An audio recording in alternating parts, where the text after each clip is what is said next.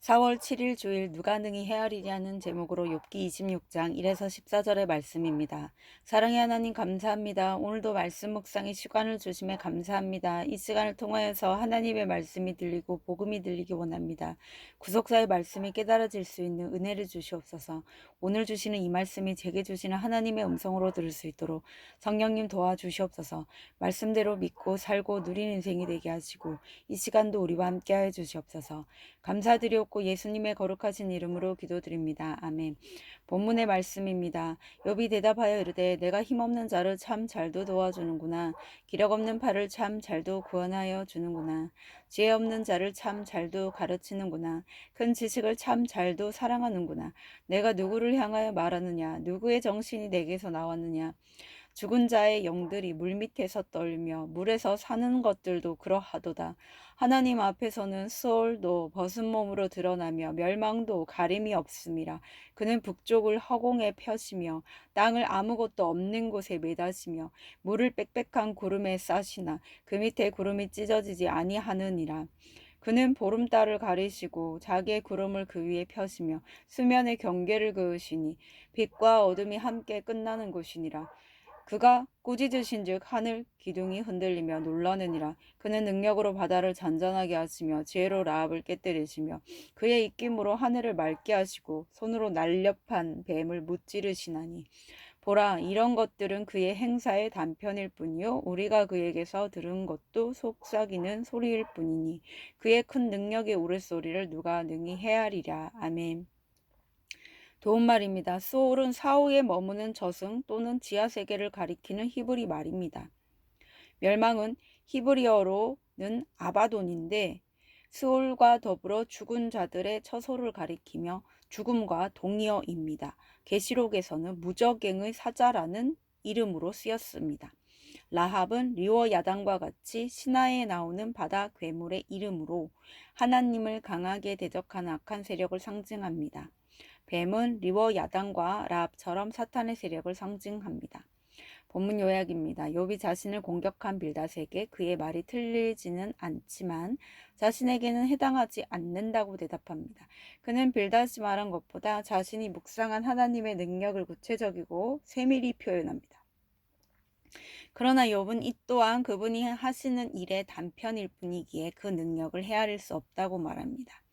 오늘의 중보기도입니다. 목회자들이 천지를 지으신 하나님의 크신 능력을 의지하여 십자가 복음을 담대히 전파하게 하옵소서. 아멘. 본문 해설입니다. 첫 번째, 돕지 못하는 큰 지식 1에서 4절의 내용입니다.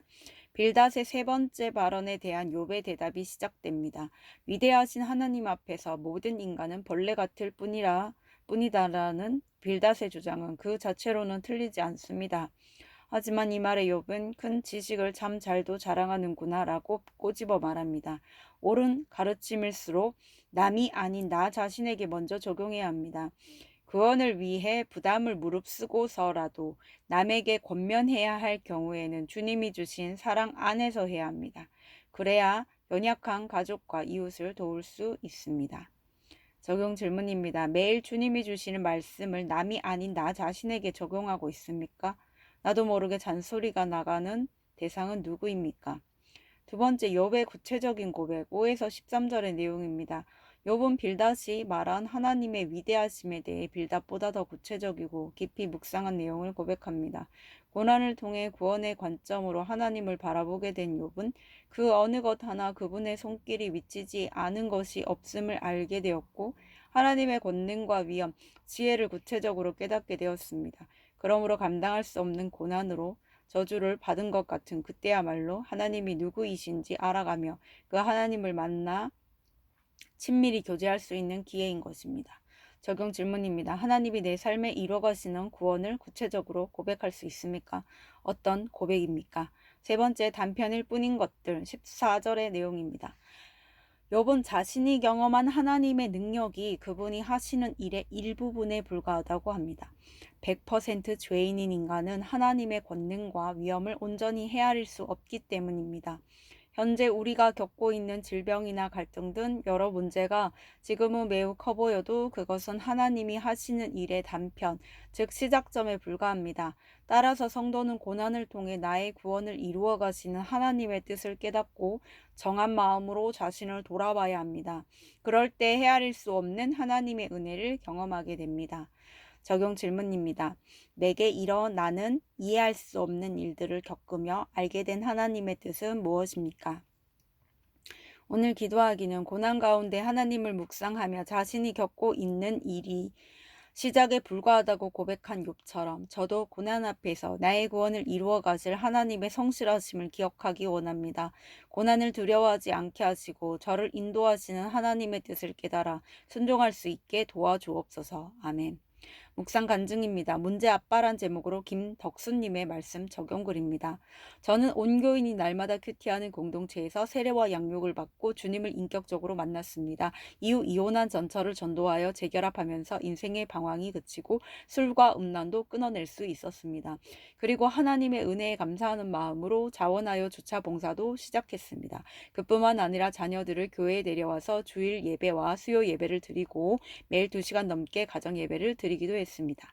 하지만 이 모든 것은 과거 저의 죄악을 경건으로 포장하려는 것에 지나지 않았습니다. 하나님의 뜻이 아닌 내 뜻을 이루려는 기복신앙으로 행한 일이었기 때문입니다. 그러자 딸은 공예배와 가정예배 드리기를 거부하다가 강압적인 저를 피해 가출했습니다. 아들은 어쩔 수 없이 교회에 왔지만 청소년부 예배와 나눔에 참여하지 않았습니다. 저는 그런 아들에게 분노가 폭발하여 폭언과 욕설을 퍼부었습니다.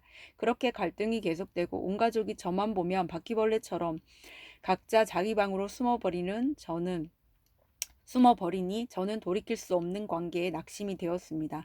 그럼에도 매일 말씀을 묵상하고 공동체 지체들에게 나누며 가자 하나님 앞에서는 그 어떤 것도 숨길 수 없음을 인정하게 되었습니다. 그리고 방탕한 생활과 이혼, 강압적인 자녀 교육으로 아이들에게 상처 준 저의 죄를 깨닫고 눈물로 회개할 수 있었습니다. 이후 지체들의 권면대로 자녀들이 외식이나 배달 음식을 시켜 먹기를 원하면 들어주고 잔소리 안 하는 저격을 10년을 넘게 실천했습니다. 그러자 딸은 청소년부 간사와 청년부 소그룹 리더로 공동체를 섬기다가 신결혼하여 영적 후사를 낳았습니다. 아들은 현재 청년부 소그룹 부리더로 섬기고 있습니다. 저희 부부는 소그룹 리더로 섬기면서 공동체에 진 사랑의 빚을 조금씩 갚아나가고 있습니다. 고난의 사건들을 통해 저와 저희 가족의 구원을 이루어 가시는 하나님의 사랑과 은혜에 감사와 찬양을 드립니다. 이분에 적용하기는 자녀들의 말을 끝까지 듣고 지시나 명령조가 아닌 공감하는 말투로 대하겠습니다. 사랑의 빚진 자로서 고난 중에 있는 지체들을 포기하지 않고 신방하며 기도하겠습니다. 입니다.